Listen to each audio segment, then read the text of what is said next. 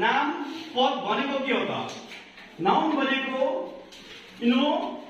name of person, place, things are called noun. For example, Kathmandu, bench, desk, table, हैन यसरी हामीले noun लिन सक्छौं।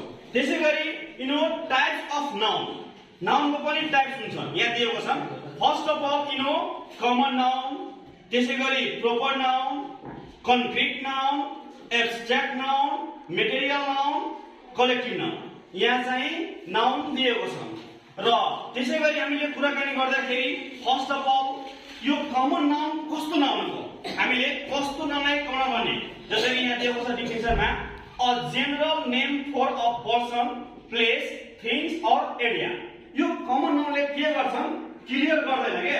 जसरी राम राम राम भनेको त को भने तोकेको छैन। जसरी कोरिया हेर गल गल त भनेको छन् तर कुन हो भनेर तोकेको भनिन्छ। त्यो सीता हो कि गीता हो कि मीना हो तोकेको छैन। त्यसैगरी सिटी, कार, ह्याप्पीनेस यसको एक्जाम्पल हुन्छ। यो गल, सिटी, कार, ह्याप्पीनेस दिन चाहिँ दिएको छ तर वास्तवमा तोकेको छ त छैन। They are not clear. त्यसैगरी नेक्स्ट प्रोपर नाउन।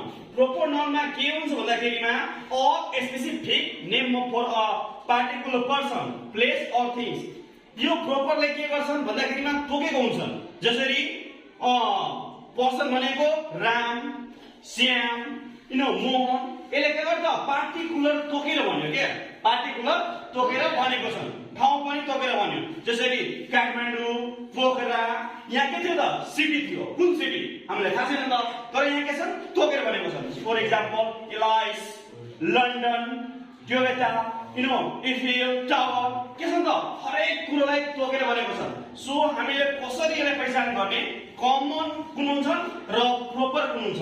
यहाँ के गर्दैछ त यो जुन नाउन तोकेर भन्छन् कुनै ठाउँलाई, वस्तुलाई, मान्छेलाई that is called proper noun.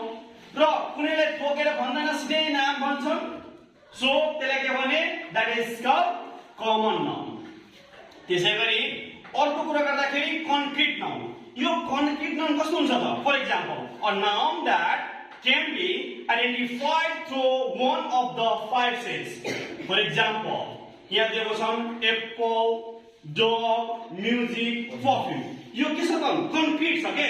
यो वस्तु हामीले के छौं हेर्न पनि सक्छौं हैन, यसले हामीले हरेक कुरो गर्न सक्छौं। यो म्युजिक हैन सबैले हामीले त्यो कुरो यसरी देखाउन सक्छौं भने यसले हामीले कन्क्रिट नाउन भनिन्छ। त्यसैगरी अर्को एब्स्ट्र्याक्ट नाउन। यो एब्स्ट्र्याक्ट नाउन कस्तो छ भन्दाखेरिमा हामीले फिल गर्न मात्रै सक्छौं के।